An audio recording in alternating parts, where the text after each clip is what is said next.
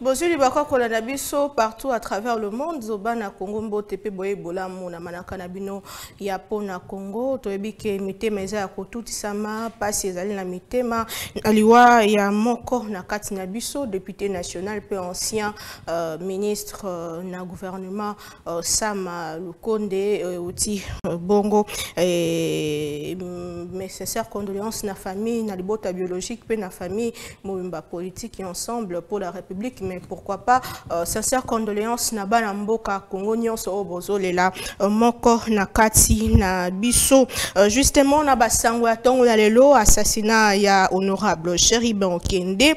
Gouvernement a fongoli enquête moko pluridisciplinaire police ANR DGM FARDC bango nyonso bazali associé na ba service étranger pour na koluka transparence pe ko établir ba fait o esalema ki vraiment lors ya liwa ya honorable Chéribin Okende chef de l'État azalaki bongo choqué na likambo yango pe atalisi que likambo esalemi pashu e comme libana Congo ekotika la jamais impuni et na ngambo la bango ensemble pour la République parti cher ya Moïse Katumbi bango bazali ko dénoncer assassinat politique inenge tolobaki que ba enquête ici efungwami cour constitutionnel lié à s'exprimer hier a confirmé que Chéribin Okende azalaki tué par balle donc assassiné et premier suspect azali déjà aux arrêts pe arme du crime bakutaki yango na kati ya mutuka na ye batalisi que donc bakutaki nzoto bakutaki mutuka to pe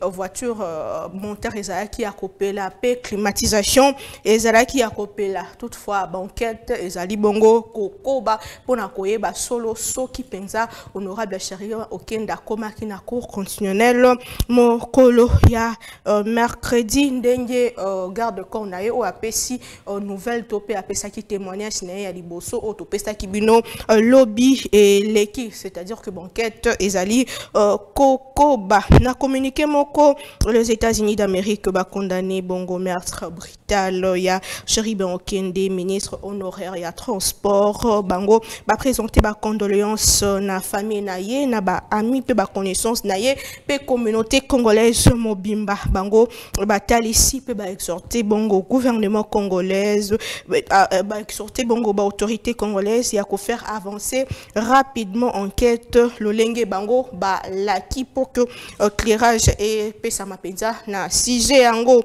et docteur Denis Mukwege na ngambo na ye asengi na communauté mobimba ba sangisa makasi na bango pona koluka bongo qu'on s'associe dans l'organisation, mouvement citoyen, association, organisation professionnelle, confession religieuse, parti politique, bisonyo sona et na concertation, na urgence et salemi pour na kolukaba réponse na question oyo ezali bongo ezali violation grave ya droit humain pe ko défendre démocratie na kimia na kati ya mboka na biso alors que tozo l'exa déjà crise makasi na partie est ba réaction ezali ebele lobi eleki Martin Fayulu a dénoncé kiango matata ponyo bande ko ya union sacrée gouvernement donc mutunyo so azali kopesa ye makanisi ezali pasi komeni bana mboka Congo tokolobelango mena kolinga ezala na ba état d'âme mingi te po toza na tribunal te tokolinga banquette e bandi veut na biso souhait na biso ezaki banquette et bandi et komatina souka. C'est ça même le problème, c'est ça même la question. Nanya Boma Mosé Laurent Désiré Kabila Tilelo est compliqué. Enquête comment la souka te bakanga intel et puis suite penze ya malonga ezalate dossier chebe ezali mais un peu. Mais dossier ya Chéribin Okende s'il vous plaît tout que na oti na souka et cause important qu'on noter congolaise au mité mais simbami bayeba nani abomi Chéribin Okende nani asali likambo ya pasi boye nani anyokoli bana Congo nani anyokoli famille na ye nani azalaki bongo koluka kobebisa topé kolongo ya na se na moi esali pasi mingi ba service de sécurité mosala yango ya ko sala pona ko kofe biso ke bozo sala solo mosala mbongo Futarabino ezali ya pambate et deuxième sujet, le refus à dépôt la candidature, il y a Martin Fayulu. Est-ce que Zali boycott cette fois-ci? Est-ce que le leader a décidé complètement que l'on a un procès électoral? Nous allons en parler. Et à Sengaki Peuple, qui a activé l'article 64, est-ce que c'est opportun alors que l'institution est légalement établie? Est-ce que vous avez bon révolte? Est-ce que vous avez bon infraction? Au cours de l'émission, parce que ezali moko ya ba question to lobela Congo nandeko Serge Kabuku ndeko ya SID akoki déjà ko rejoindre biso sur ce plateau mwana mboka ya SID ezamba liboso to yamba yo akoki déjà repoussana mbote pe boyebola. Merci beaucoup madame pour l'invitation. Je dis merci beaucoup madame pour l'invitation. Certes ezamba liboso to ya ko sombeti ya makanisi na biso na plateau na yo permettre ngana pesa da bon Nzambe merci yenda permettre que tout monde na lisusu na baimboka pe na yo na plateau na yo na pesi pe mbote na baonyo soto ko kabula makanisi na bango pe ba compagnon d'élite otwali ko bunda okolimbisa ngana profiter déjà na malubo pe singa pona présenter na kombo na ngai pe ya lingomba na ngai sika na liko bunde tumba pe ba congolais banso nos sincères condoléances na libota ya ndeko atiki biso Cheribe Okende na parti na ye na ba congolais nyonso o bazali traumatisé na tango oyo certes na bokuse ba lâche o bakanisi ki ba ko faire terre bateau ndeko akoti na liste ya ba grand. Merci beaucoup. Très bien, merci moi Mboka Ndeko Martin Balela Azali de Croyance Sacré à qui déjà pour rejoindre Abisso moi Mboka Mbote pe boyebola Mbote na madame mi mbote na ndeko nanga itaboko mbote na bayi kongomani nyonso ba kolanda biso sikoyo basepelaka komona koyoka ya bango Martin Balela centenaire de la République tika na présenter ba sincère condoléances nanga na famille biologique kulutu nanga Cheribe Okende tika na pesa pe mbote na ba incompétent oyo tozana bango na ville province ya Kinshasa na pesi d'abord mbote na André Kimbuta oyo ateka espace oyo l'état prévoyait qui pona kotungila ba mama nanga ya pompage marché nangambo ya so de mouton na pesi yo mbote na pesi oui na inonda en complicité na inonda Fatouma wazala ki bourgmestre ya commune ya Tiangali na pesi pe le gouverneur de la ville Gentilini Bilambaka mbote parce que promettait ki ba mama nanga ya pompage kotungila bango wenze ti lelo non wenze mona nite na pesi yo mbote na pesi pe lisusu mbote na les bourgmestres incompétents à ville province à Kinshasa en commençant à dire merci Yemoko le numéro 1 ben incompétent à ville province à Kinshasa il y a bourgmestre à ville province à Kinshasa mais c'est le bourgmestre en commune d'Angalé m'a dit merci en tout cas na pesio mbote on sera ben incompétent na pesi ba mbote tozana ndeko docteur David Ekamba zali bongo CG ya ADD Congo mwana mboka mbote pe boyebola Naomi, merci beaucoup pour l'invitation.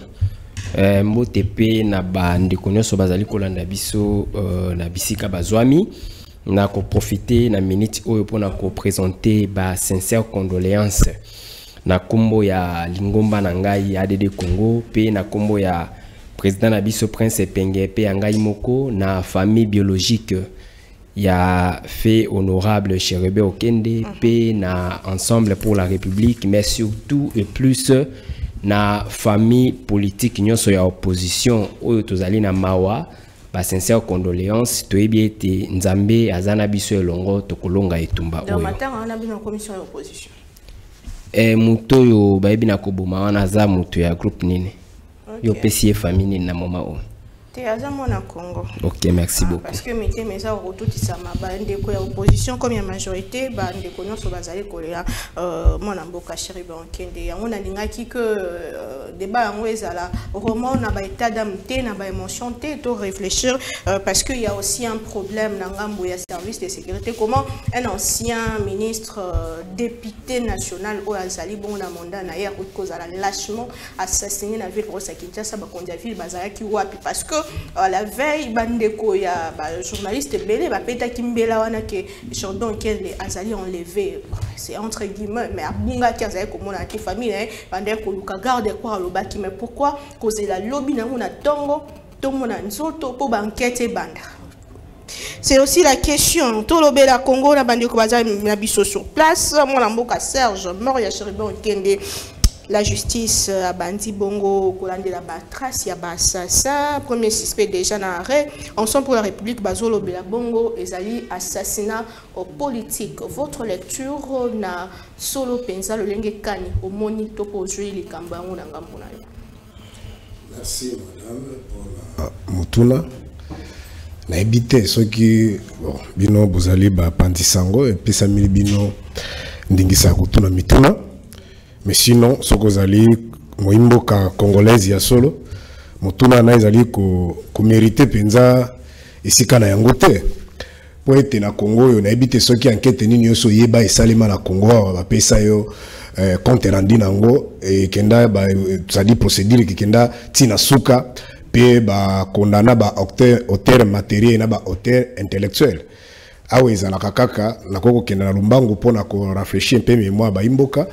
Tomonaki mingi ba makambo isali makana ba pays sous-développés en général, en particulier le cas de notre Congo. Au moment na bande comme ba koza maloba ya pouvoir akobiso que l'insécurité zali partout dans le monde, ba crime isali maka. Mais laisse-moi rappeler na ba Congolais que o isali makana ba pays sérieux organisé, ezali ba fait moko ba crime moko spontané, peu isolé. Mais na ba ka ba mboka na biso, ce sont des choses souvent organisées, planifiées par ceux qui ont la mallette du pouvoir. Au moment qui a fait un régime à Mobutu, bané 90 tango moi Moboulé banda qui wana à côté tout ça ba marché bandi tout ça. Alors tout le monde qui ba memeli biselo comme quoi wa ceux qui entre guillemets conflit ba créer qui ango entre ba kasaye na ba katange mais na suka tina régime Mobutu batika bakenda totika la komona te ba octet matériel intellectuel ba kwa kokanga bango ba expliquer ba imbuka ba koma ki na niveau na pona nini.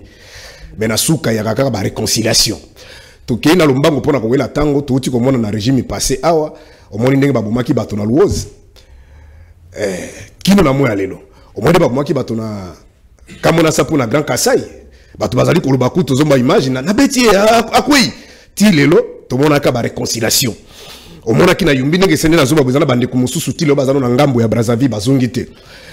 C'est partout comme ça. La Est écoute comment comme mon message. Après un moment donné, bakoya on va réconcilier tel etini na tel etini. Au moment où bato ba pesa meli makoki, c'est-à-dire on a démocrate ou bien bon ba sentinelle, parce qu'en réalité en démocratie ceux qui gèrent, ceux qui ont les mandats politiques ne sont pas des bakondine ba benga kabango, ne sont pas des chefs. Chef vous allez ça dit nani population, c'est-à-dire le peuple, il y a des souverains primaires, conformément à l'article 5 de la Constitution. De Bango Bazande Bangam Bazaba na Misala, même un article 74 de la Constitution, au moment où le chef de l'État a prêté serment, donné paragraphe na Robabi qui n'a causé la sérénité. Alors Bango Sengel Baza redevable liboso à souverain, Bango Bazali va constituer empire. Alors ce sont des crimes planifiés pour na répondre au tournoi qui et quoi aboutir ne l'autre mon côté, biso toali ko senga na communauté internationale, c'est-à-dire bah organisme où ils allaient crédible et sérieux parce que toali ko yoka nungu ba misu bali ko déjà ko sala ba montage na bango ba ya ko wana nazo ba tant que compatriote parce que atiki bana atiki libota c'est vraiment une perte pour notre pays, c'est une crème intellectuelle, c'est un intellectuel de haute facture. Ndeko madame permettre ngai biso tozaki kolanda télévision même poto banda etumba oyo soko moni Cheribo kenda zo leka atana bande ko partager thème kanisile tango azaki do déjà na kabila tango na tango akala mais soko moni ne tando okoko ko zapete il faut landai, c'est-à-dire vous sentez l'intelligence mais pas si peu mao si ko eteni asuka pona suki sa maloba nanga on ezali si ko message pona balash. Ce qui pense que tozalina bon jengue écoute pour na kata jengue écoute même organisation écoute que ba bête féroce baza organiser ba herbivore baza organiser bête féroce so kazali ko luka herbivore parce qu'il y a ngale salibota nae et so ko ramena na politique ngumba que celui qui est fort il détruit les autres nations pour intérêt à mboka na par exemple ba Hitler il a voulu détruire le monde pour que Allemagne comme grand mais c'est lui qui cherche à détruire ses propres frères abomande connaître le sika musala poetika. Ezala Moussa en Nzambe, ezala la dimension politique. D'abord Moussa en Nzambe dans le Bible. Bible zoro bana 1 Pierre chapitre 1 verset 17 que tous allez ba pèlerin. Je crois après 50 ans, biso tout vendia, tout ozalate. Je ne pense pas que vous avez une mesure, il y a une mesure la vie. Parce que au-delà de 90 ans, la vie est difficile pour que vous ayez pour ça. Même apôtre Pela Baki Sango sur la Philippiens chapitre 3 verset 20. Abi tozali ba paya, tozaba le kinzera. Et sur le plan politique, ceux qui ont pensé détruire Lumumba dans les années 60, ils pensaient que bango ba tikali, ba ko régner, ba ko dondwa, ay ko botre bango biftek. Je vous dis madame, les lorsqu'on est en Allemagne, on est en Russie, on a une infrastructure, un édifice. Et ils ont baptisé na combo ya Lumumba pour honorer les Allemands, les Russes, les Botamaka. Pourquoi vous avez un combo à Moutoyo? Ils ont symbolisé, ils représentent les symboles de la force. Na mona ki na Olimbi Sasuke na koza mulai na mona ki na cinquantaine nani tango tokisaki tozaki l'indépendance pardon 50 ans indépendance na biso awa président ancien président Thabo Mbeki sud-africain aya zo la kisali nona abi mada était cassé j'ai fait encore étudier aux États-Unis mais lorsqu'on m'a dit que Lumumba est décédé nous sommes sortis sur la rue pour revendiquer c'est-à-dire un sud-africain na mona ki président ya Tunisie donc nangi kopé sa message de bande ko azo kanisa ke soki babomi bato ceux qui basali boy batu bakobanga ndenge butu asaki na bane 65 66 à pendre batu po poza bakima nous sommes résolus ya kobunda pona mboka na biso parce que na zolo bana awa na tongo bazo kote bembe musu na morgue balobaki makamba politique te ça sera une honte pour moi na kufa na malaria na kufa na typhoïde mais na kozala un homme heureux so babominga lokola Chiribe Okende bakokomanga na ba journaux bakokomanga na ba livre États-Unis ko réagir monde entier ba prédication tout na teya babanda ko teya yango ndenge lelo tozobeta lisolo a Russie tobeta lisolo a merci. Vous n'avez rien fait, vous n'avez pas gagné,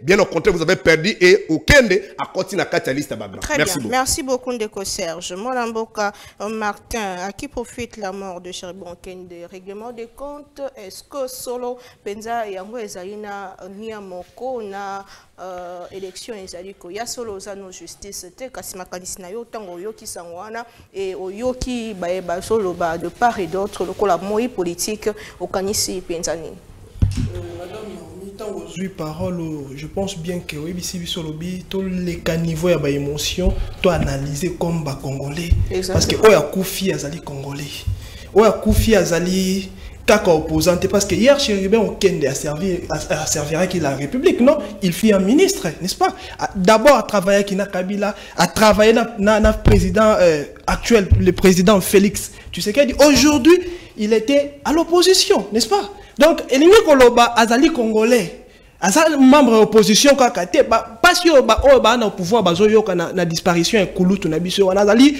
parmi ba rare opposant bazwakata ko raisonner Chiribe soka pesi penser na ye oyoki yango za l'opposition za pouvoir yo moko il faut s'incliner comprendre que non c'est une personne ozo raisonner ezali lokola fayu soka pesi penser ko fando yo ki comprendre que non intellectuel muzitu soka pesi bien que baza na opposition matata soka pesi penser ko yo ko lobi comprendre que non moto maele a pesi donc azali Chiribe azali bien réservé à opposition te azali bien privé na bango te azali c'est une richesse aux républiques azala qui nango to tu ko perdre siko donc tant to ko analyser na ba émotion te mais to luka to me malimia ba kolanda biso bazo luka ba yeba pe ba me ko comprendre parce que tant to ye awa tozali na biso justice te mais to ko meka moi ko analyser ko pesa penser ko me malimia na bandeko ba kolanda biso ba me ko comprendre place o bango pe bazana na obscurité ko régner na ba penser na bango o kolanda ndeko na ngai Serge Taboko à vivre plus na ba émotion à analyser ma vivre plus na émotion pour na yé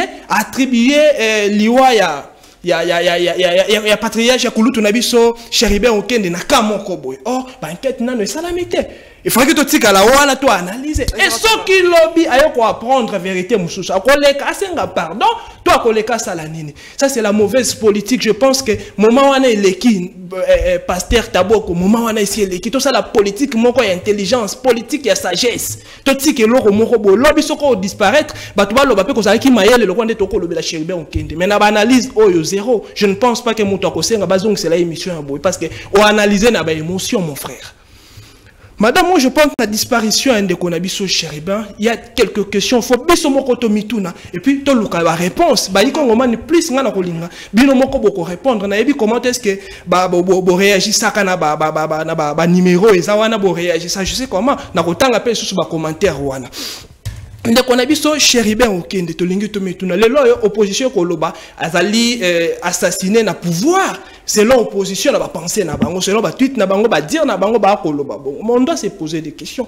Est-ce que Chéribin Okende azalaki vraiment un danger permanent pour le pouvoir? Est-ce que Chéribin Okende possédait un secret où ezalaki kocha peut-être okoki kocha lobby parti politique na ya en danger parce que koyoka ba audio to yoka ezali e ko même tiki biso na ba flou ebele Chéribin Okende liwana e ezali parce qu'il était un danger permanent ya pouvoir soit parce qu'il y a comme qui danger pour na parti na ye parce que même au sein ya parti na yo pe ben ennemi ba koyi ko bima ya tangue pesi biso ba verset biblique ah mais abosa ni version et lobby que non l'homme aura comme ennemi les gens de sa propre maison atika le temps ngote voilà l'opposition afaka pesa biso pe verset wana on to comprendre pe que non Chéribin Okende c'est un parti na yepe azalaki na ba ennemi et pourquoi y a l'ongoli ba ennemi ya parti ma cheka ba ennemi ba sali boso non ennemi azali tellement dangereux azali au monde na te vaut mieux comprendre que non na pouvoir ba ba ina kangai que vaut mieux comprendre moto na lukana ye ba moto azo bomba na azo bundisanga na molili que na lukana ye ba moto na comprendre déjà que non abundisa kangai boy l'ennemi azali plus dangereux azali o ya bomba mi na kati ya molili Chéribin Okende il faut to mi tuna ba question moto ya luki moto ya Chéribin Okende azali na pouvoir to azali na opposition c'est à ce moment tokozwa tokozwa comment tokomema lumière na ba problème oyo ko déranger société lelo moto nyonso azali na mawa totika ko attribuer yango na moto moko to analyse ko na niveau oyo Chéribin Okende selon audio na oki ya garde corps na ye alobi na biso lobi bakoma ki na cour constitutionnelle ndeye azui lettre wana amatina yango na cour akomaki na 16h juste akeba ba approuver lettre wana na 16h 2 minutes asali 10 minutes pour akita madame Naomi soyons ici na koloba comme un criminologue soyons sérieux vraiment tomituna parce que Chéribin Okende akumba kiti azaki na volonté koyoka audio ya garde corps na azalaki na volonté Chéribin Okende déjà chef azalaki na sima garde corps akiti akena na lettre wana mais amemaki contact ya jupte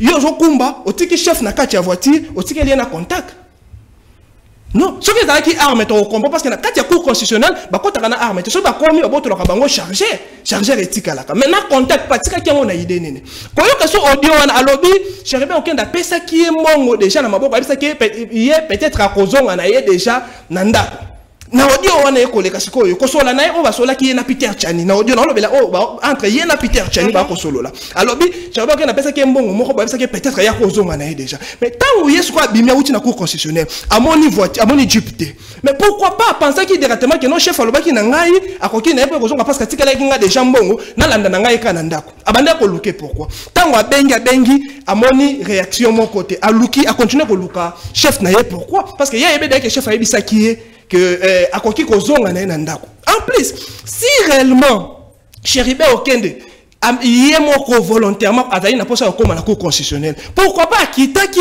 akende déposer lettre parce que ya senga ki ba reporter peut-être rendez-vous on est comme jeudi le 14 c'est l'autre information tout ça nango mais Chéribin Okende a commis na cour moto a démarré mutuka na comité na cour constitutionnelle a kitike a tra na mutuka tindi sous mutu mususu mais pourquoi pas on comprend déjà tant on a kitike cela revient à dire na boy na kutana batwana pourquoi pas Chéribin Okende kaka parti ndaku na ye azwa ki lettre wana parce que garde quoi lobi ba imprima ki yango na Chéribin Okende n'est-ce pas azwa ki kaka lettre wana pesi garde wana et puis c'est kende redéposer yango mais ba kiyi na non on doit analyser madame tant de questions bakieyi bakieyi na ye comme na kati ya voiture atikali yetre na kati yaki otika yango si réellement le pouvoir ne lukaki mutu ya Chéribin Okende parce que opposition le baka justice c'est un pouvoir est-ce que pouvoir alingaki luka zo Chéribin Okende na kati ya cour constitutionnelle je ne pense pas parce que d'office bat ma comprendre déjà que non et ça pouvoir mutu azuye pouvoir ça qui n'a pas Chéribin Okende akoka kozela ye libanda te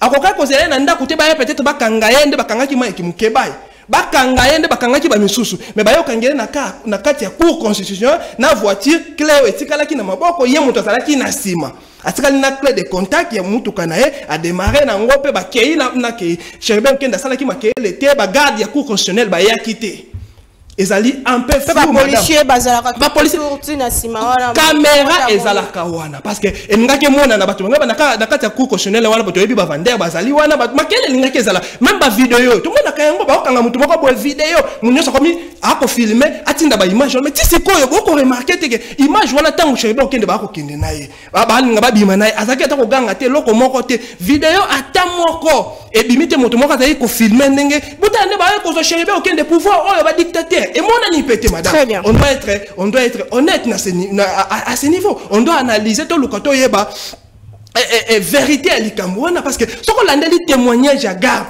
on peut comprendre que na Katiwana il y a des ratés. Il y a des ratés.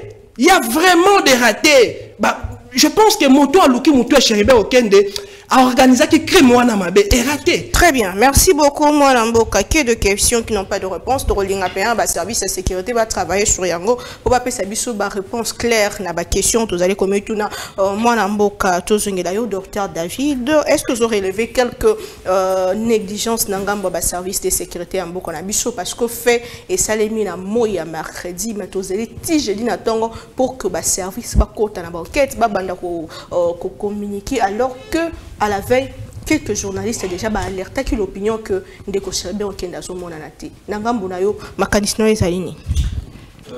Merci beaucoup pour la question. Ezali Mawa Mawa qui tous se retrouvé autour de cette table pour parler de l'assassinat d'une telle personne. Normalement, ils ont makambo ou ebonga qui est salimate. Après 60 et quelques années d'indépendance, normalement, ça ne devrait plus se faire. Et puis, après pratiquement 3 cycles électoraux, normalement, on ne devrait plus, comme on a makambaboye, que bah, grande personne, Bazali, qu'on perdre vie gratuitement comme ça. Pour M. Cheribe Okende, ce n'était pas n'importe qui. Plusieurs fois député et puis ancien ministre. Ça voudrait dire que c'est regrettable que l'élo namoyi namboka nabiso Kinshasa en pleine journée on peut enlever un député national. Donc bah enlever peut-être que toza ko yebana ko zwango pinda na porter makasité. Mutu o ba enlever ba bomi na za député national. Aza ex-député te maza député national. Donc on a enlevé un député national et pas à n'importe quel endroit. En plein centre-ville, devant une grande institution judiciaire, disons la dernière, si on peut le dire comme ça, Yambo Kanabiso devant la cour constitutionnelle. Donc, on fait ça la biso passi na mawa. Alors, j'aimerais rentrer na souka et puis to koyeba na ko répondre à la question na yo na kozonga na no moi sima. Est-ce qu'ils ont assassinat politique toté? Ils ont règlement de compte toté. Je me suis posé quelques questions. Nazuna nous Kolongo ya Cheribe okene na gouvernement. Pona kobandaka awana. Azalaki na gouvernement ensemble basalaki union sacrée et puis le président Moïse Katumbi a décidé qu'il aïba ko se retirer. Et parmi batu oyo bandima ki bakene na ye ndeko na biso kulutu na biso Cheribe okene azalaki na kati. Est-ce que sepeli ki batu ngambo wana? Landimite ke sepeli ki bango. Deuxièmement, organisation à marche. Ce que Tali marche à le 20, la manière dont la répression a eu lieu. Tomi Tunaki Motuna, est-ce que Baluka qui babanda koboma ba opposant partir ya marche wana toté. To continuer ba arrestation. Ndeko uti koloba soki bazala ki na posa na ye balinga ba kanga ye soki na ndenge nini. Est-ce que bango basi ba kanga mutu en bonne et due forme. Ndeko onabiso escadela bazwa ki wapi. L'aéroport alors que baïba qui place à Vandaka babane comme on a ninga bana ikotambola. Alors pour la kozonga na o ezali o etali ndeko na biso honorable Cheribe ezali mawa pour na koluka pour le moment ya ko se dédouaner en tant que intellectuel ce qu'on réunir ba fait wana yoso réunir makamyo sona za koloba première hypothèse en première intention ça plaide plus envers un assassinat politique. Politique, pourquoi? Parce que depuis il y a longtemps, il y a un grand acharnement sur les gens de l'opposition et sur la personne de Moïse Katumbi. Mais qui gagnerait le pouvoir à assassiner les opposants? C'est la question. Qu'est-ce qu'ils gagneraient? Ils finiront par répondre. Ils répondront de ça un jour. Ils veulent affaiblir l'opposition. Ils veulent faire peur à l'opposition. Balingi babangi saba opposant. Bazongi saba opposant sima. Baloba ete yoso ki otepe munoko. Tala okosibi même sort. Est-ce que vous connaissez que Makamba Boezali bon quoi et ça quoi couper sa avantage na pouvoir alors que la communauté internationale les autres partout. Vous pensez que ceux qui biso tozo loba yesu souté et kozala esengo pona bango toté. Si la communauté internationale a continué à déclarer, c'est parce que l'opposition élève sa voix. Et qu'est-ce qu'ils veulent? Ils veulent nous anéantir. Ils veulent qu'on kangabiso munoko, qu'on pekisa ba opposant baloba. Ce qui n'est pas normal. Quand tu poses la question ebele awa en rapport à garde du corps naie. Pourquoi garde du corps aie ba ikende kwa kozonga non? Tous à la précédé à couper ça ba déclaration où ils allaient pour porter sens moko ya affirmation parce qu'il y a aussi d'autres personnes qui auraient dit que ba monarchie batu ko brutaliser mais c'est Chérobé aucun de libosé à coup constitutionnel et puis il paraîtrait-il on lui a même donné le volant yemoko de mutakumba mutu kako ite bakende donc attends bazo été en filmé ndenge comment la on lelo non ko filmer là on verra peut-être c'est pas encore peut-être le moment mais tout dans la kin on verra. On verra peut-être que c'est qui va nous donner. Mais par rapport à... Mais qui a vu? Qui sont les témoins? Non, j'ai suivi sur une chaîne là un témoignage de quelqu'un. Nazar même dans le groupe là. Bon, pas eu, on m'a envoyé ça, quelqu'un qui a appelé. Et ils avaient assisté à ça. Ils avaient vu des personnes venir brutaliser l'honorable et puis l'amener. C'est ce qu'il a dit. Beaucoup de personnes ont suivi ça. Alors, pour la Kolobaso qui défendait ses alliés, sur le plan judiciaire, oui ou non, je dirais oui. Parce qu'il y a même un ancien général de notre pays qui avait dit ceux qui bomoni ba service à sécurité, bazo koka mettre la main sur ba assaillanté, disons ba criminalité, ce qui veut dire que ba criminel wala bazana kati. Il y a service à sécurité. Comment se fait-il que en plein centre-ville, na place wana, ba koki ko enlever mutu. Ndeko lobi ba policier bazala kawana. Ndeko lobi même que ba caméra ezala kawana. Peut-être ba caméra na yelo ezala kana ko pesa biso ba image ya mutuka na place ezala ki tout consort. Et comment se fait-il soki na Gombe et puis place où quelqu'un peut être enlevé pour que quelques heures après ba bomaye et quand il viendrait na ba commune mususu to na bisika mususu na mboka na biso. Donc je dirais que nous sommes en train de vivre dans une insécurité où ezali ya ko calculer. On peut faire une hypothèse, qui ne dit pas que l'opposition peut créer tout ça pour que y ait tension à quelques mois d'élection. Et ça fait hypothèse. Oui, ça fait partie des hypothèses. Mais là, tu peux dire que si les services de sécurité n'arrivent pas à mettre la main sur des assassins, des victimes, des meurtriers ou tout consort, c'est qui veut dire que ces gens-là sont dans les services de sécurité. Pensez-vous que c'était l'opposition? On pouvait quitter avec lui Nesikawana parce que c'est l'endroit le mieux sécurisé. Oui, c'est vrai que la sécurité est alliée tout autour, il y a cour constitutionnelle, où il y a place et kokani. Mais non. Mais si on a pu extraire la personne Nesikawana pour l'amener ailleurs, pour que ce qui voulait dire que quelque part on peut se dire où était le service de sécurité. Était-il complice ou pas? Ce sont des questions qu'on est en train de se poser. Et en tant que membre de l'opposition, nous nous sommes dit, nous disons que nous ne devons pas faire confiance à ces services de sécurité. Oh non, ça c'est grave comme c'est-à-dire,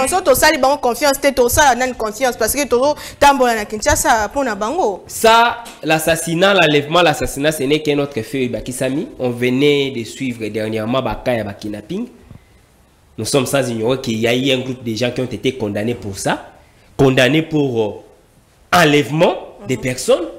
Alors, après Bafewana, après Feya Chérébé Okende, vous voulez confier votre sécurité à qui? Si ce n'est pas à Dieu. Oh. Ben oui, mais non là, on ne compte que sur Dieu. Et nous avons mené à battre parce que ceux qui sont sassés sur le plan, disons, étatique, ils ont failli à leur responsabilité. Ils ont failli à leur mission. À tel point qu'une grande personnalité, un grand homme comme M. Chérobé Okende ne plus, lui, véhiculé, sécurisé, député, il a été pris, assassiné. et les paisibles citoyens. Maman Nangaï. Donc, ce sont des questions qui nous inquiètent davantage et ce qui prouve à suffisance que le régime actuel n'est plus capable de pouvoir sécuriser la population et l'air bien. Très bien. Merci beaucoup pour l'intervention de Mme Mboka. Tozoli qui a été enquête au bandaki et koko makino na suka parce que ba sengi na bande comme sous étranger ba okota les kambango pour l'Europe sabiso va suite moko favorable. Tozoli qui a que cette fois-ci au moins tozo ba solution topé tozo réponse to e banani asali li kambo ya mabe makasi boy parce que et nyoko limité ma ba tebele c'est un père de famille, c'est un digne fils du pays qui a servi la République démocratique du Congo et à côté Kalaka seko na seko na mitema na biso ndenge de l'autre zali na Lumumba pe ba union so bakufa pour na cause aux noble bongo ya mère patrie. Deuxième sujet dans mon conalelo de refus à dépôt de candidature. Martin Fayulu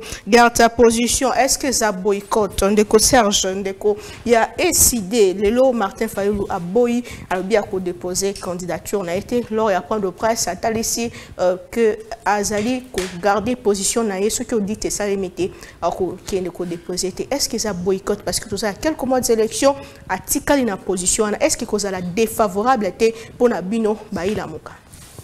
Merci beaucoup madame pour notre CPI parce que contrairement à ba journaliste belé bazali sous-traité je crois même le président Fayulu a répété qu'il angoli susu il y a kuma makamu susu bamba ke kono aboy élection ako postuler na lisusu te ndenge tien sekeda salaka na 2006 de même tant ozolo ba j'ai aimé parce que olobi ndenge alobaki c'est-à-dire toko déposer ba liste na bino ba bisote soki tozwi nano bosolo koyeba motango ya bato oyo bazwami te na kati ya fichier wana puis c'est fichier na mokuse problème ezalité permettre ngai na kozonga nano wana makambo ya seni azo organiser l'élection ndako na ite seni c'est juste un organe technique o tundimaki na San City ke pamba te na ba pays civilisés za ne ministère intérieur moto organiser mais avant na contrôle tika na ki bandeko leki na ngai na lingaka mingi malheureusement na si na PC ba conseil ba plateau ebele malingi ko kata azali ko continuer kaka ko soutenir le mal. Alors si vous soutenez le mal, il faut tirer toutes les conséquences. Ah na liko pesa conseil local la sous Mosai na Nzambe. Donc tous ceux qui soutiennent le mal ils subiront ba jafre ya mal mais c'est tous ceux qui soutiennent les biens ba kozala ba bénéficiaire ya bolam mais na ngina biso tango zo ba bi ki apesi verset biblique a sali lokuta boy ko pesa verset pe lobi que l'homme aura pour ennemi les gens des maison bon c'est ba biso que nanda ko ya ndeko tiko kufa okende de babomi si vous avez un verset à parti politique, c'est la Bible, il y a un verset biblique qui dit contexte les à famille politique. Alors bah on appelle ça un verset à Bible parce que à baso beta ma solo il y a makamusus il y a na pesa qui conseil pour na kotali c'est que toza ba lekinzela kotina kosala moto mabete ya bina luka verset lobi que l'homme aura pour ennemi les gens de sa maison. Est-ce makambo bato babomi na ndako baza bazo makambo ya zona luka verset c'est comme si la Bible dit que l'homme aura pour ennemi les gens de son parti politique. Non ça pas c'est que souci na bango ba luka ba dévier population ba ta isa population que babomi ba ennemi baza na kati ya parti politique. Mais ce gars tous autant pas hypothèse de bozo ko ça pour même na mwana maternelle a dit que biloko ne ko lekate. Mais est l'article 74 de la Constitution. Oh, mon total raison prêter seulement bika ko battre la intégrité territoriale paix ya bakiba ba imboka ainsi de suite. Et l'article 91 de la Constitution dit que armée la police ba service de sécurité et za maboko ya bato bazo kamba. Siko soki moto akufi en plus aux sentinelle to tika na l'esprit de démocratie. Soki moto ya contre ndako yidi eloko bungi ba tuna nani ba tuna sentinelle. C'est pas que tuna bato ndako na tango moto akufi ba kotifu ba tuna nani ba tuna bato parti politique na tala biloko azolo. En plus eloko ya suka azoloba ti lero to mona ti image te est-ce yeta na kozwa maloba la kiso image tango baza ko enlever Frank Dion après so image wa après si image bande ko enlever Frank Dion soki ba garde ko ne bazala ka wana te ntonga to mona tango ba leva ki mama Marie to mona ki image ti to ko mona to découvrir na loko ya la police tango ba leva ki nani mec mukeba bande ba sala kaka bo tango ba leva ki nani oyo Daniel Saf ti to retrouver na loko ya la police donc il y a ko distraire bato ateke ceux qui baza quoi ndeko madame tango ba militaire bazo sa makamona bango yo po yena oyeko filmer wana oye ça maki na aéroport c'était normal parce que c'est un milieu oya kupuma bato baza belé et loko ba mona ki déjà so matana nini na pi avion ba eba wele mbango et c'est ce qui fait que comme les milieu bato baza belé ne et ça maki bongo osomo Motonano yebi ndenge makambeta malamboko la police to ba militaire ba ko arriver Dimitri Tengi awa. Yumuna nana bimisaka image. Nana ko wana filmer wana bana kotala ndenge bazo kende so ba kotika. Donc faut pas koya kulubaka makambo ezangi mutuna makolo. Ah biloko moso ali ko affirmer on alanda ki bo na landa ki bo. Pour makambeta le banquette biso tozo sengande. On mona ki dans un passé récent ici makamba bato monisco ba bomaki. Tolanda ki ti même na sommet à Nations Unies, secrétaire général des Nations Unies, azaki peut impliquer na kati on a boya ki pona ko ki sa régime na tu veux ndenge correcter tambola souci na biso de linga na ça dit banquette moko indépendante bazwa structure moko ya bapaya mboka na biso lokola ba bazo soupçonner que bo ba bomi ko za la kati na bango ba observer ndenge makambo ko tambola mais soko ta ko tika lika bato yo moko moni makambo ba o ba jeune ba uti ko kanga moto ko tabi que nous avons des choses à parler tout ça makambo ko lo ba boy bango balo. Si vous avez des na kati ya chef de suki wa na tangelo ba liste ah bato comme passer au moment na mboka aux solutions donc tozonga sikola motuna na yo na sepeli makasi na lobby boy madame ezali pas sipe mawande motuna nyoso nazo tuna ka bisika so nazali koleka en réalité ennemi ya Congo ezanani parce que comme on a bato surtout ceux qui tozana en opposition na discours mosusu. Ce qu'on va le pouvoir ennemi il y a la communauté internationale, vous savez, depuis la conférence souveraine, la conférence de Berlin, la RDC était considérée comme une réserve internationale, un marché triangulaire où tout le monde pouvait venir prendre. Il y a un complot, il y a les multinationales, il y a des lobbies là. Mais ceux qui bango ba na pouvoir, ba yekile ba chemise à maputa, bazo bonga, bazo tonga. Wana communauté internationale pekisaka bangote. Mais quand on a posé la biso mo nzela ata 1 km, wana communauté internationale zo bloqué. Et ce sont ce qui se passe dans notre pays. C'est-à-dire que tozina bo considérer tozali na passe. Ce que tozi bo konto ba millionnaire. Wana communauté internationale blokakate. Tango par exemple comme on a madame peut mettre ngana loba makamna za koloba. Alba yuma leki dans un passé récent ici. Ado nous avons bradé nos minéraux. Otoni mundana na tia to arme. Alors je me pose la question. Nani za ennemi ya Congo? 30 secondes. Pourquoi? Parce que tokendaki na Sun City. Pourquoi tu connais Nassan City? Mais il y avait quand même un pouvoir ici. Ndeko Kabila Zalakio. Pour les tout penser que City a organisé l'élection. Parce que Bato Bandouta qui m'a quitté. Il faut tout un organe technique indépendant. Si tout l'esprit a constitué Zalaki que Bato Bakozala na makanisi a compétir. Ne makanisa qui est dans la société civile, église. Mais bato politique na nyamu na bango ba ko kontra l'église mosusu ya biso ba rêver biloko lokuta ba nini tout quand ba embrouiller parce que en réalité l'esprit c'était de réserver ces postes là l'église catholique. Vous n'avez pas répondu à ma question. Je réponds par rapport à la problème de la CENI. C'est là où je garde sa position. Est-ce un boycott parce que nous sommes à 5 ans de boycott. Mais vous avez quand même au commissaire qui nous a souka. Ou éclairé ba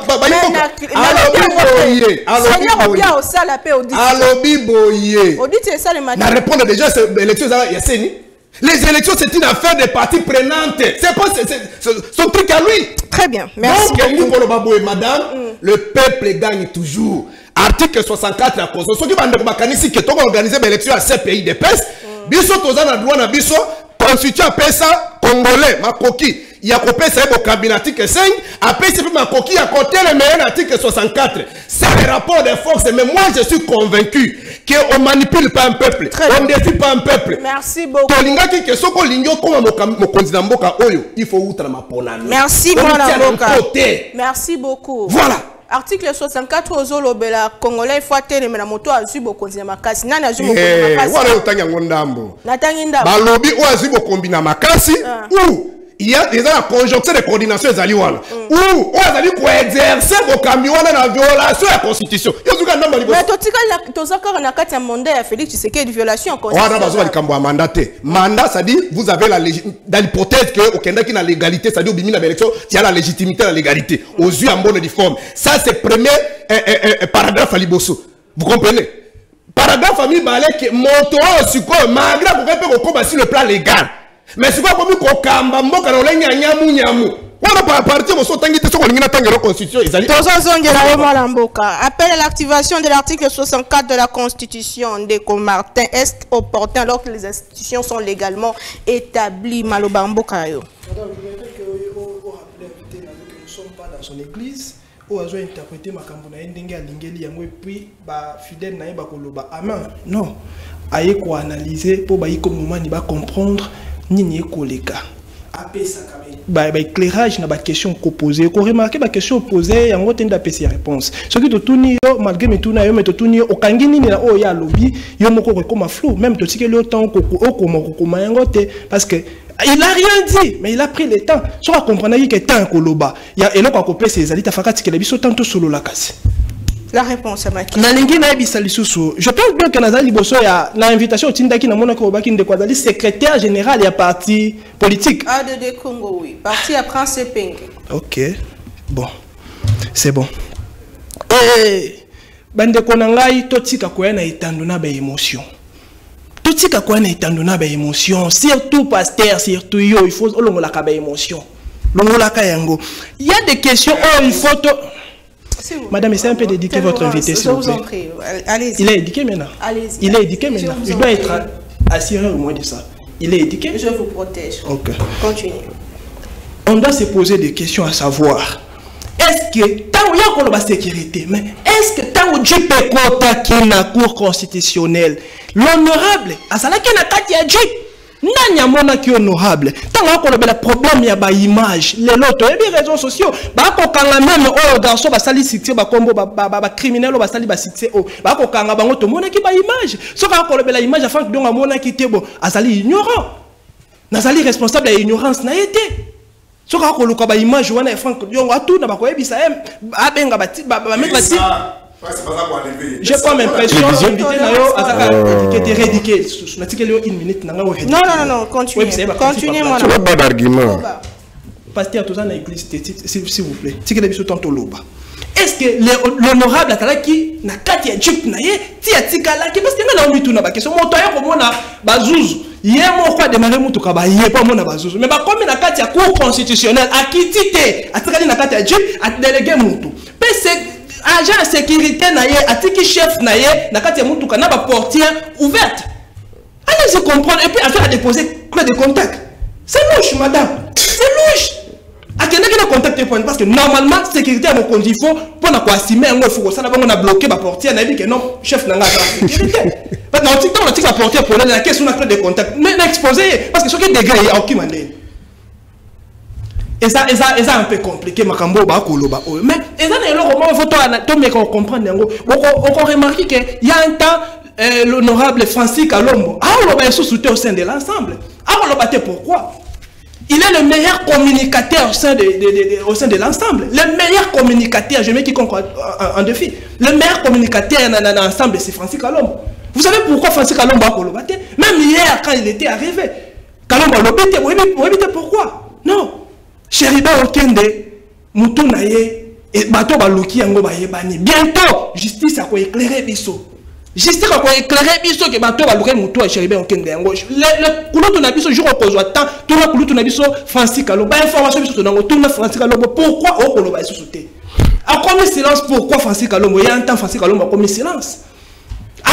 Pourquoi? À communiquer, à communiquer, c'est même pas à vie. C'est à choc. Non. Aux années, moto, au Kutanakana, autorité, au Kutanaka, presque chaque jour. On remarque que Francis Kalombo, ces derniers temps, à communiquer, et ça lit dans l'eau, et ça lit dans la vérité, et Kobima. Après, quand Makambo ya Kulu, tu n'as pas chéri, madame. Je me réserve pas tout que l'espace na justice. À ça, la moussala na eto, tout ça, commentaire. Mais na garde, même les chefs de l'État, un jour, on m'informe que le chef de l'État voulait se déplacer. Garde, chef à sécurité, na ABC, chef au Kokindete. Chef Alinga a insisté, chauffeur Alinga qui doit démarrer notre cortège. C'est chargé à sécurité, chef de l'État, c'est Abisso comme qui n'a pas beaucoup même encore. Donc, fils, les chauffeurs à Zongaki, à qui on fanda, à obéir le chef à sécurité. Il y a un chef à sécurité, ok, qui m'a dit bon. Non, il doit répondre. Il doit répondre. Il y a comprendre. L'article 64, avant la Komawana, madame, il faut comprendre que non, l'élection, ils allaient à l'opposition, ils allaient à majorité. Donc, nous allons libre, nous allons partie prenante de l'élection 2023. Ce qui est là, dans le but, il n'y a aucun délit sous-souté. N'était comme ici, élection, les allées sous transparente. Non.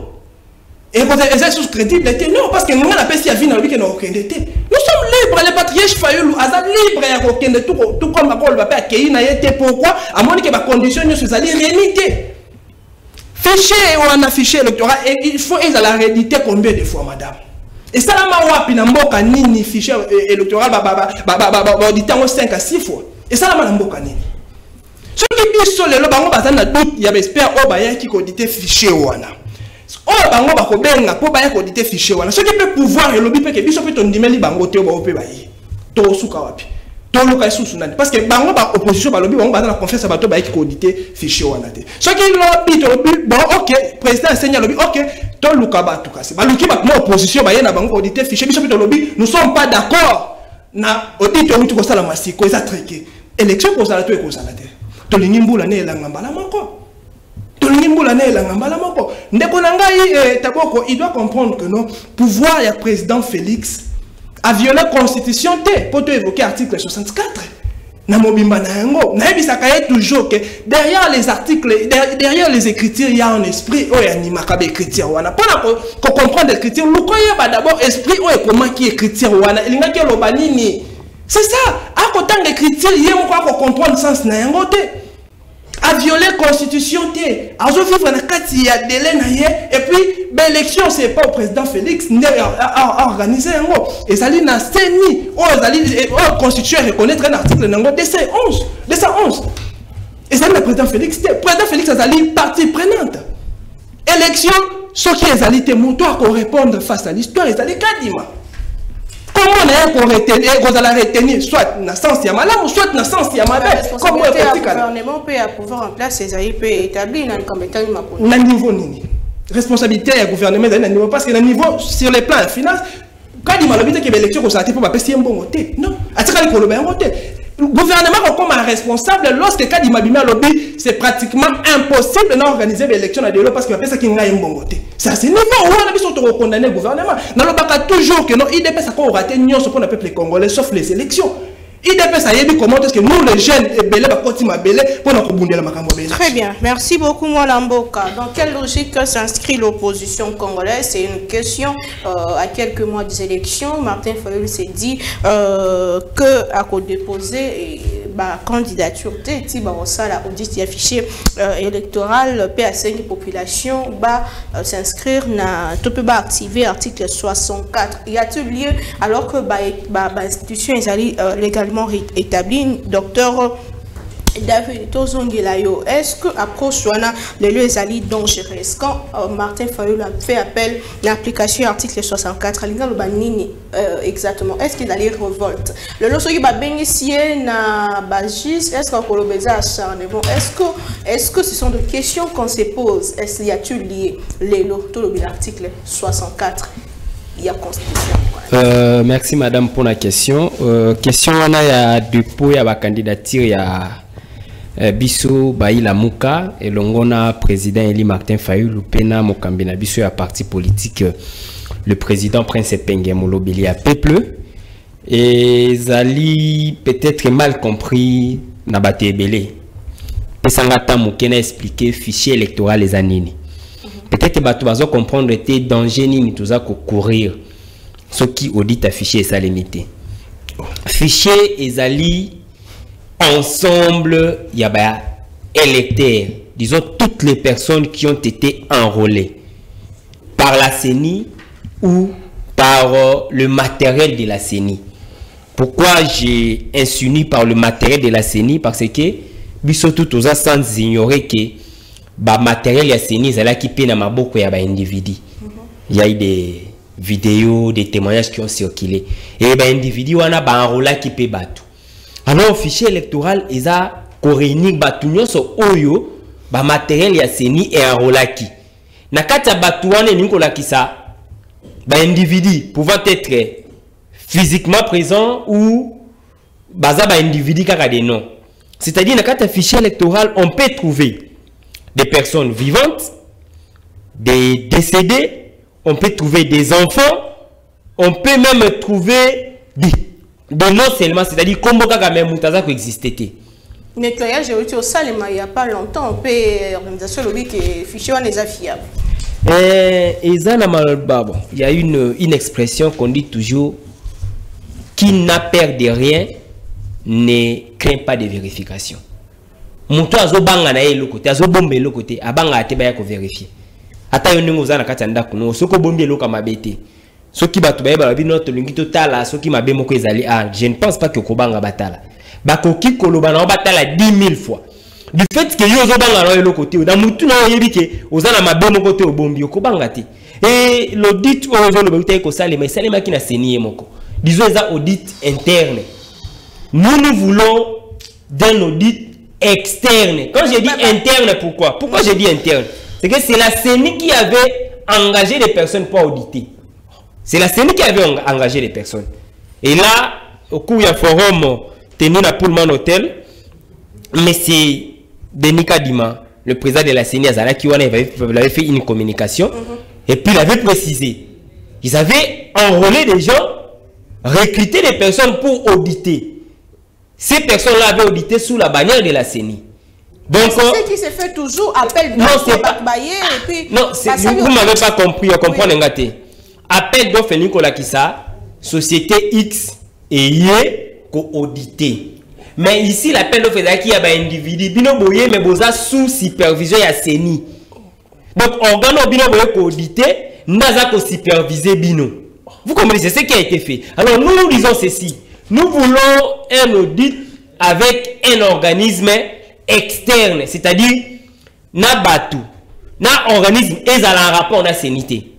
Et question ezali, soki seni aza kobanga te, soki batu ya pouvoir baza kobanga te, pourquoi bazo boye salema?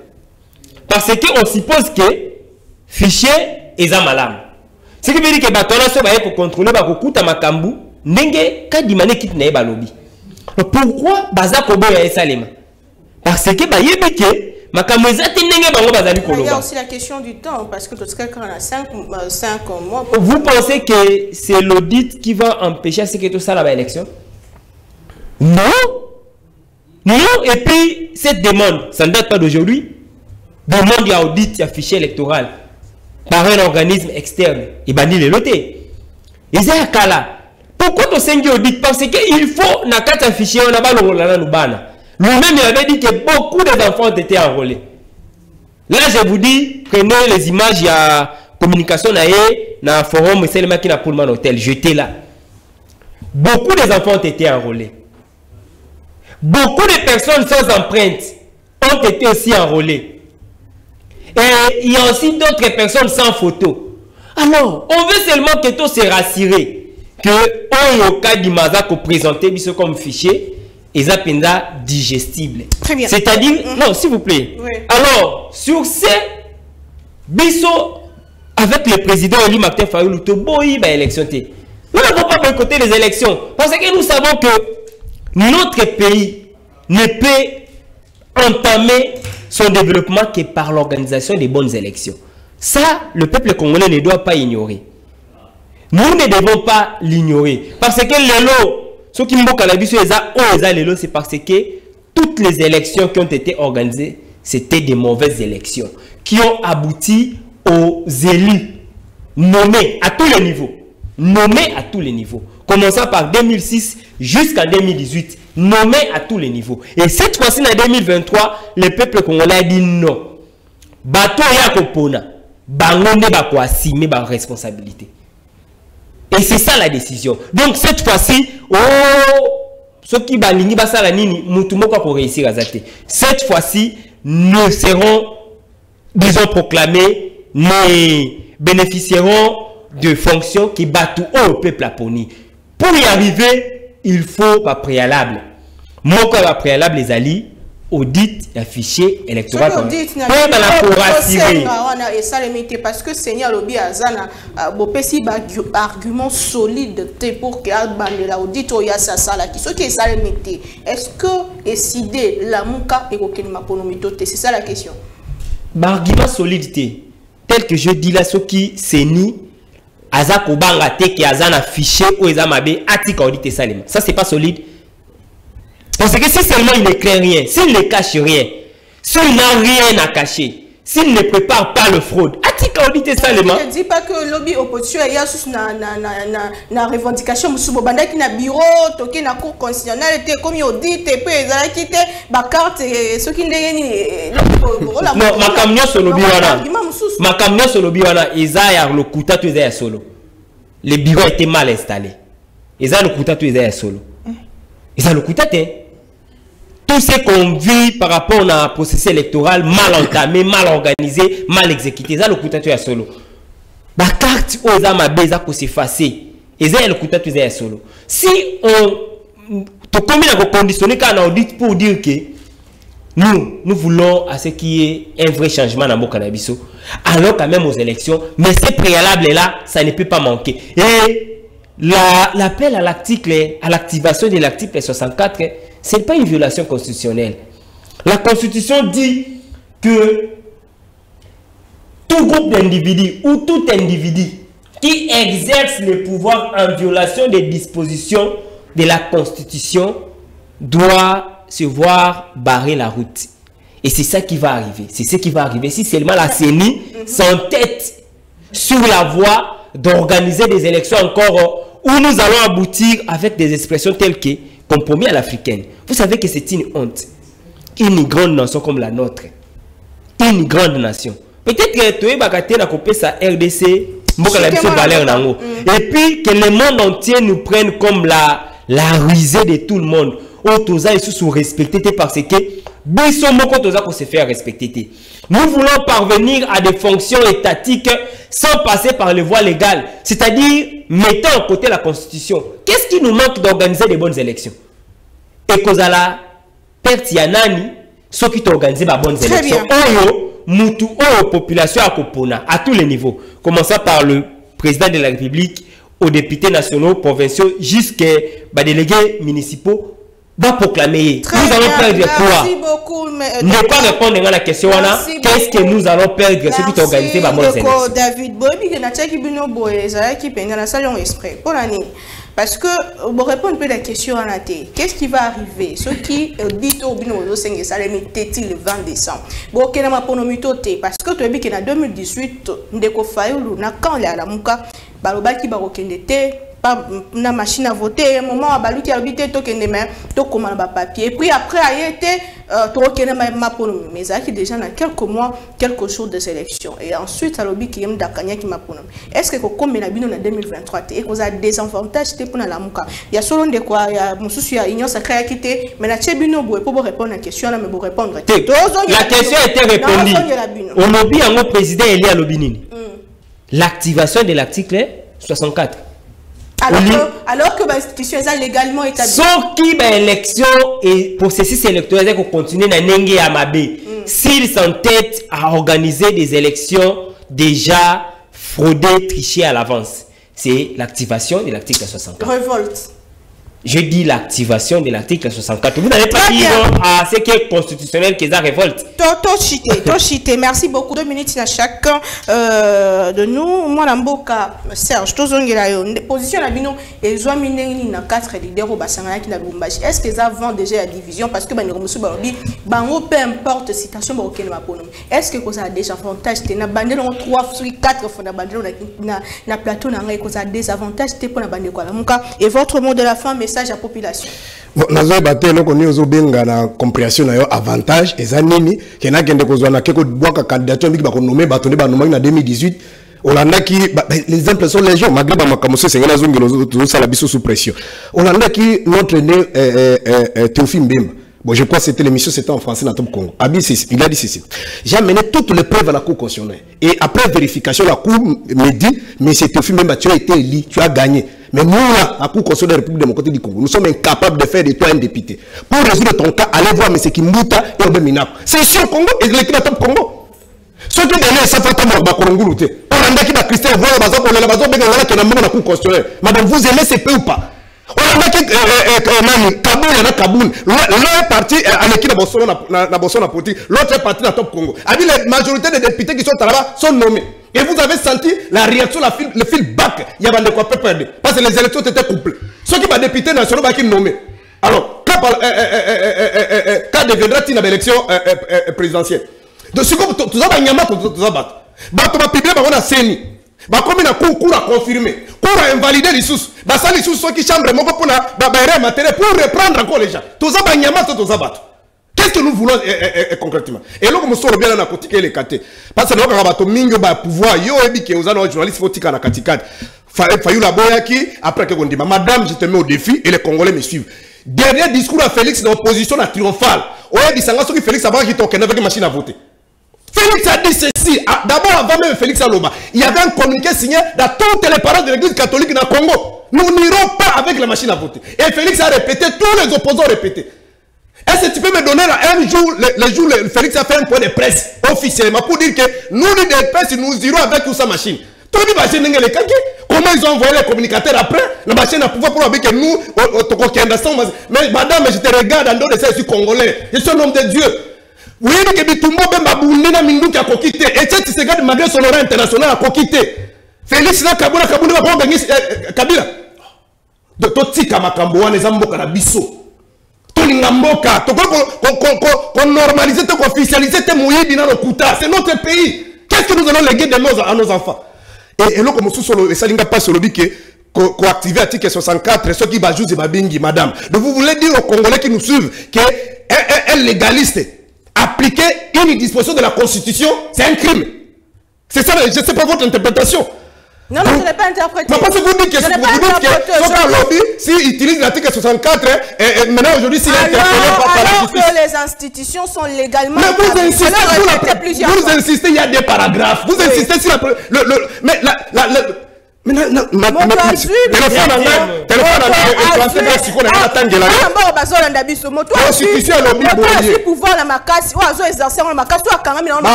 moto azi boko soki ndeko ko tanga disposition de téléphone ngé panteka siko na zone kako tanga ngo po éclairer ba Congolais. Tu peux lire ça. Lisez rapidement. Donnez-moi, je veux vous aider. Je veux vous aider.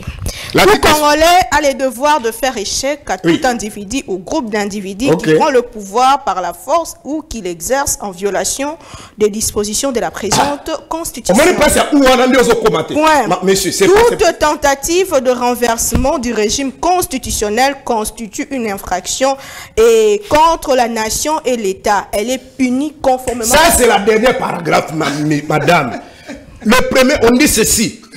Tout individu ou groupe d'individus, on a le pouvoir dans l'engue à mabé. Après, où on a les conjonctures de coordination, les alliés corrélés des mots de phrases. Et le moment où soit à la exercer en violation, il y a un boy.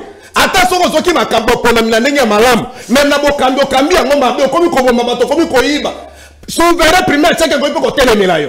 Si quoi y a sous canal lobby boy, on a zo kamananengue à l'égalité, c'est-à-dire azo ça ne m'a pas, azo jire mbo kananengue malam. Yo l'amour que ça ni, o tombo, o benganaï. On est zéro comme sous. Si quoi en face que vous allez les cambo, malgré émission comme la souka, bah groupe et bateau, il parle là avec beaucoup de légèreté. Alors ceux qui le lobby élection, ça limite, ils ont problème à CENI. Non. CENI c'est un organe indépendant, bien sûr, conformément à l'article 211 de la Constitution. Sur le plan technique, l'argent c'est pas la CENI, la sécurité c'est pas la CENI. Les dispositions matérielles pour le déplacement, c'est pas la CENI. Vous comprenez? La justice, parce que l'élection, la justice peut concourir la carte, c'est pas la CENI. Vous comprenez? Donc vous parlez des choses que vous ne maîtrisez pas. C'est-à-dire qu'il y a le pouvoir exécutif. Les lois CENI, elles ont 5 en bongo. Il fallait pas commettre déjà de côté depuis 2019. Les lois ont eu très bien. Il vous a parlé de contraintes ici que nous, la CENI, ou elle, la CENI ne peut pas résoudre. Donc, madame, to lingambo kanabiso na suki sipo na kolobake na demi na boyko kena musika paso sala pression na 2018 bato ya pouvoir ya Kabila babande ko soutenir nanga kande bo bazo soutenir Kadima parce que balobi que c'est des alibit mais to bunda ki na bande ko Félix jusqu'à ce qu'on ko auditer yango tango to auditer yango et ça qui 25 jours au moins to la gars qui 10 millions d'effectifs yango moni kaka ko nanga za ki na capacité ko nommer nani Chadar. Félix, merci beaucoup, moi, Lamboka. Merci, Martin Domingue. Ndeko, Martin, Tozungilayo. Est-ce que solution moko ezate le pour nous calmer l'esprit? Vous allez sentir que Ngambo ya FCC, Balungwe, Ngambo ya Lamuka, bazo poser toujours ba condition à ban. Est-ce qu'il n'était pas temps que Ndeko Kadimate Maluka solution topé pouvoir en place et Bakosunga pour que tokene ma polina bande konyon sondenge sengeli maloba mboka. Madame Omoni, iloko ça je suis pasteur Taboko ezali eloko moto abundi azo compter na témoin moko boye. Bobengela nga témoin wana ya ako témoigner vérité ndenge za l'article 64.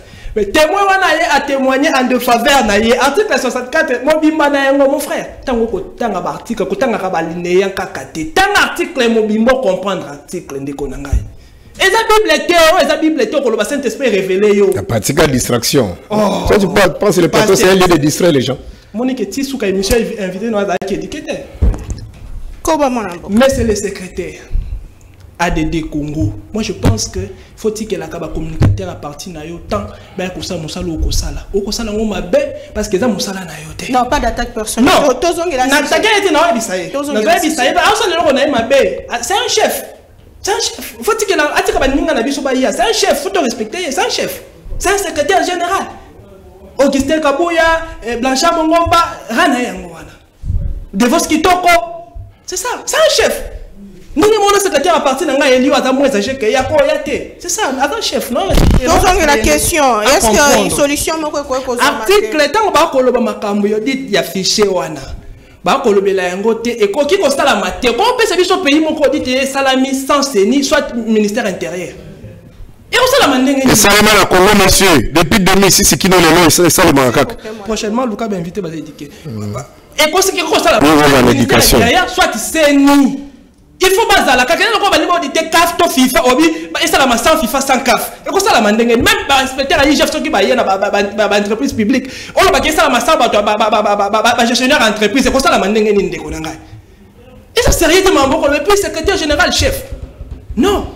Et quoi qu'on les caté loko wana na tiki yango article 64 tant ba ko lobela te po na seni que non ba se révolter parce que seigneur organiser l'élection te ba ko lobela ba dirigeant ya pays bato bazali na ba institution bato ba ko gérer mboka ceux qui ba ko gérer mboka na violence na force nde ba ko ben article 64 wana ezali te ceux qui quand ils organiser l'élection te nde bo déclencher article 64 vous violez la constitution vous violez l'article 70 de la constitution s'il vous plaît mon avocat ezali na rambazo le bateau sans organiser l'élection tu violes la constitution dérangement ezali argument faible je vous en si ça donc article 64 oyo soit sous temps kotanga yango et puis on peut s'attendre na ba communicateur ba le kaka ba ya ko communiquer c'est ça madame solution oui solution opposition na émission que ezali choix moto na moto ko kondi nango zali wana ko lo ba pe que lobby ngai na kozala nanga na ko postuler nanga to ko ko lo ba pe na ko postuler te moto ko pe ki sayo azali te kadima ko luka solution nini ce qui peut kadima luki solution il faut la solution oyo ko zala naître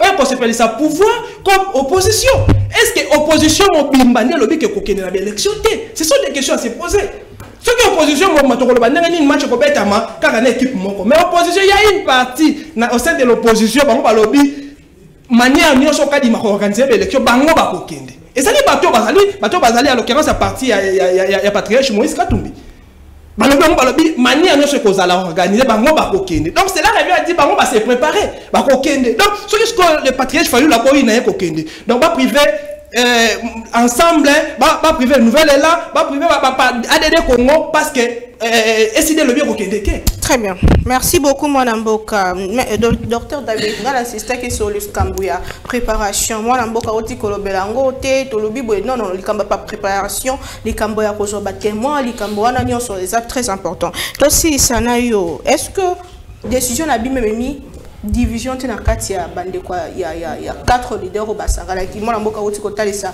bande ko ensemble ba okende bande ko LGD ba okende bande ko en vol ba okende mais bino bande ko la muka bo kemi ke pembeni ndeni ne joami na kati na bino sango yango est-ce que ça va la division tena kati opposition et votre mot de la fin aussi de cette émission. Merci beaucoup madame na kolingana reprendre nazong sande ko na biso na nzela. Et je comprends pourquoi Mbo Cannabis est autant bissamamabé parce que les camps de l'autre côté du pouvoir comprennent mal les choses. Parce que il est toujours dit la compréhension de la question fait partie de la réponse. Pour naïe audit externe du fichier électoral et la kisi kosa la yango sans CENI. Vous avez compris la compréhension. Donc pour naïe ba auditeur un organisme compétent crédible, ce qui est audité et que ça yango à l'absence il y a CENI. Non mon frère. Hein? Et puis au lobby, non, il faut qu'on a quand même na humilité. Hein? Même Bible lobby, l'humilité précède la gloire. Alors on déco, audit wana et que salema en présence des gens de la CENI et des membres des parties prenantes. C'est comme ça. Et information, c'est ce que le président lui a dit. Donc, l'audit externe du fichier électoral par un organisme crédible et internationalement reconnu qui doivent se faire en présence des gens de la CENI et de toutes les parties prenantes au processus électoral. Pourquoi? C'est pour qu'il y ait transparence dans le processus OYO. Parce que jusqu'à présent, le processus OYO est allé flou. Preuve que Kadima lobi que fichier na ye moyen ba auditeur ngo ezate. Pour ye moko déjà auditeur qui fichier na ye. Biso ya zali pasteur aza côté ya biso toza bandimi to lobi na ye amen. Non, ici nous sommes en face d'une compétition et la compétition voudrait à ce que neutralité ezala na chef ya muto azali ko organiser compétition. Et que ma partie prenante nyonso ba yeba ke toza ko kende biso nyonso na même chance, ma chance est égale. Tozo banda course au même moment, biso tout toza na même ligne. Et non, tozo kende au moment où ndeko ene na ngauta ko rappeler à la 2018. Et le kazo bosana. Fichier audit un fichier électoral par un organisme externe et ça les maquis. On avait retrouvé 10 millions d'électeurs fictifs. 10 millions. C'est la pesika candidat moko président de la République malamoko. Alors, na fichier oyaka di masikoyo. Azana bango combien? Est-ce que baleki 10 millions te? Yango banga so qui organisme a soloyé ba ko découvrir que ya tia qui so qui 20 millions. Non, monsieur Kadima et les gens de la majorité, je pose cette question. Ça va nous coûter quoi l'organisation des bonnes élections? Pour que tu mettes fin à la déclaration honnête, il y a un compromis à l'africaine, les personnes nommées. Nous devons mettre un terme à cela. Ça ne nous honore pas. Et ça qu'on peut s'habiller sur valeur le Grand Congo, la République démocratique du Congo, bah il va taxer comme pays où il va respecter Kamibé côté. C'est pas normal. Pays où Magoui na Mouibi exacti na niveau ya likolo à tel point que l'organisme est naître. Et ça cause à la naître. Alors, Bisso, Lamouka avec le président Eli Martin Fayou et le président Prince Pengemolobeli à peuple, nous irons aux élections.